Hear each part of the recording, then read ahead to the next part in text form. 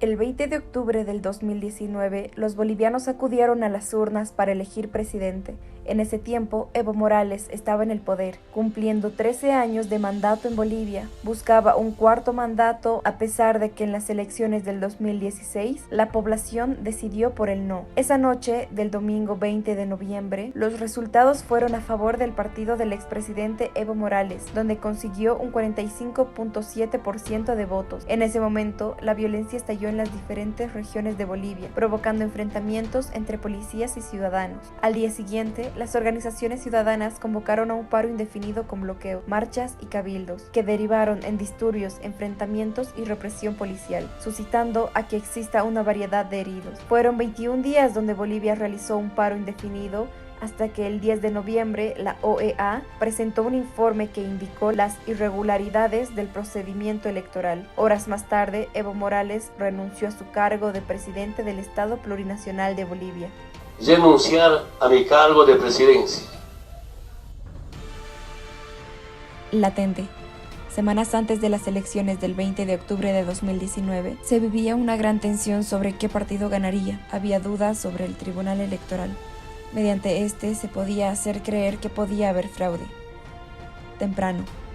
El 20 de octubre, en horas de la noche, se daban los primeros resultados sobre la victoria del MAS, Movimiento al Socialismo, sin contar los votos del campo. Generó más duda en la población. 24 horas después, los porcentajes cambiaron notoriamente, lo que provocó más desconfianza en el proceso electoral.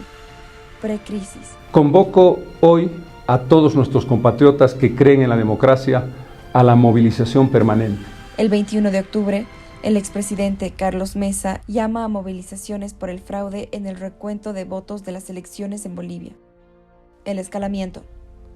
El 22 de octubre, las organizaciones ciudadanas convocan a paro indefinido con marchas y bloqueos en distintos puntos del país, habiendo así represión por parte de la policía, seguido con un gran número de heridos y muertos.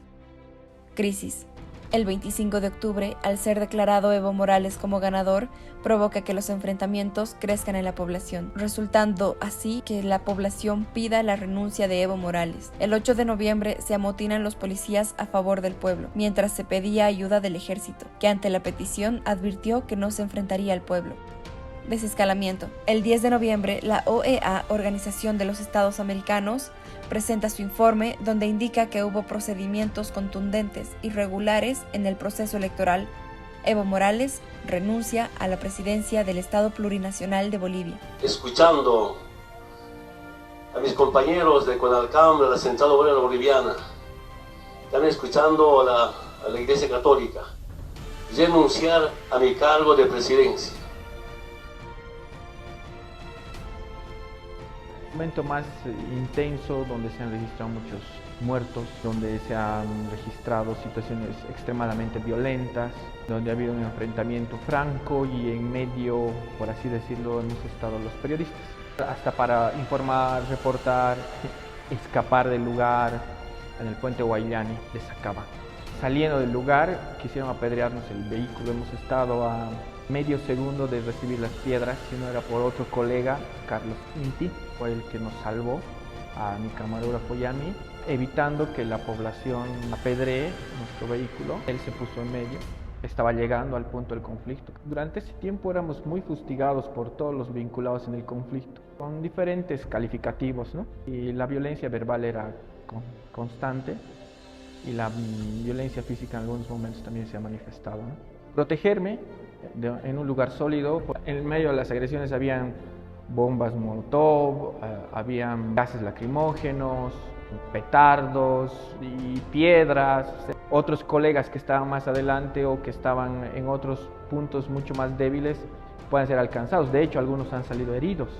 Pero en medio de eso todos intentábamos también tener la mejor posición para documentar lo que estaba ocurriendo. Entonces, era una de cubrirse, otra de trabajar y otra de protegerse y evitar lo que venía, ¿no? En mi medio de comunicación, en ese momento siempre reflexionábamos cómo estaba la jornada. Nos reuníamos y decíamos, bueno, esta situación se presentó ayer así. Siempre evaluábamos, decíamos, esto hay que hacer. Usábamos cascos, máscaras antigas, lentes protectores, utilizar ropa adecuada para escapar también. Tratábamos de cuidarnos primero físicamente, luego también estratégicamente. Entonces adoptábamos la postura de alejarnos de circunstancias violentas a puntos seguros para seguir documentando, porque no puedes escapar, tu trabajo es documentar lo que está pasando. Tratar de resguardarnos siempre detrás del orden público, es decir, detrás de la policía. Tratamos de encontrar estos lugares seguros para salir o para ingresar a los puntos de conflicto, o en algún momento nosotros también nos hemos sentido fatigados, nos hemos ahogado por el gas o no soportábamos ya la carga que venía de violencia. En lo judicial, pues, estamos amparados por la ley de imprenta, ¿no? Y esperamos que la ley de imprenta y el artículo 106, 107 de la Constitución Política del Estado, cuando nos veamos involucrados en alguna situación, se respeten para velar por nuestros derechos. La situación en Guayllani se fue calentando, como la agresión pasó de ser distante a ser cercana, a ser verbal, y después fue una piedra que se lanzó de un lugar, provocó que se lance un gas y estalló la violencia absoluta, ¿no? Después ya nos enteramos que habían muertos, personas que habían recibido balazos, y reportaron los fallecidos, varios heridos de bala, muchos de ellos trasladados al trópico de Cochabamba, otros trasladados a Sacaba. Uno de los protestantes lanza una piedra justo cuando estaban en el río, en medio de una negociación que se generaba entre los dirigentes y los líderes policiales. Y ahí desencadenó todo, ¿no? Ese para mí fue el punto de inflexión que horas después o minutos después generó una cantidad de momentos horribles, terribles. Debes evitar la confrontación y la agresión, alejarte de eso, porque hay momentos en los que te agreden, entonces es mejor alejarte de eso, no aventurarte ahí, tratar de lejos o de cerca de convencer de que tu trabajo es informar, presentar micrófono, dar reportera, dar la posibilidad de contar las versiones, de hacer lo más abierto posible. Todo lo que vives en el lugar físicamente tienes que llevarlo a tu pantalla, a tu radio, a tu redacción, a tus redes y transmitirlas de la manera más transparente posible. Ahí se ve tu nivel de profesionalismo, porque eso repercute después en la calle. Cómo tú transmites las cosas repercute después cómo la gente te va a juzgar, qué juicio de valor va a hacer en la calle. Entonces tiene muchísimo que ver cómo capturas la información, cómo procesas la información y después cómo vuelves a ir a capturar la información. Por una presión u otra se generaliza, dice a los medios en general o los periodistas. Pero bueno, tienes que tratar de destacarte de eso para que así te den la confianza de darte una versión, ¿no? El rol de los medios de comunicación. Durante este conflicto, los medios de comunicación, incluyendo las redes sociales, jugaron un papel fundamental en la difusión de información, la formación de opiniones y la movilización de la población.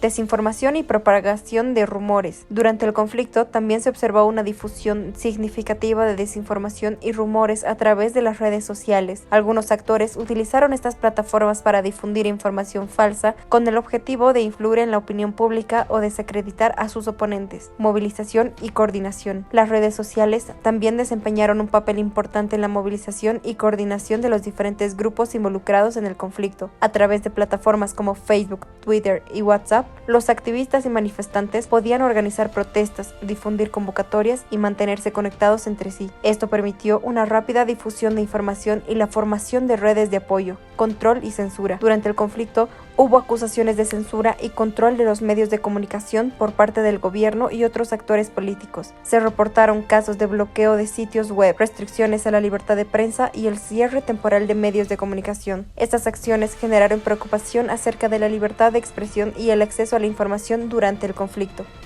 Bolivia es un país diverso que se enfrenta seguidamente a ideologías, visiones diferentes, teniendo bandos radicales en su posición política y su coyuntura histórica. Los conflictos del 2019 cambiaron la historia del país, donde cada boliviano que participó tuvo un rol activo, destacándose un nuevo actor social, poco visto en otros conflictos, que es el papel de los jóvenes. Es importante reconocer también el papel que jugaron en el conflicto las representaciones sociales dentro de la construcción de un país, donde después de 14 años de la subida al poder del movimiento al socialismo, se ve declinado causando la renuncia de su presidente. Se observa que una de las características de la sociedad boliviana es su dinamismo, expresada en asambleas, cabildos y movilizaciones constantes en la calle por el acceso a derechos sectoriales y gremiales. Esta crisis política y social desató una nueva dinámica de desinformación dentro de las redes sociales, donde se mezcló la desinformación política con la social, que trascendió esferas mediáticas para llegar a las barriales y hasta interpersonales. Esto convirtió convierte en nuevas estrategias políticas. Esto se convierte en nuevas estrategias políticas dentro del país.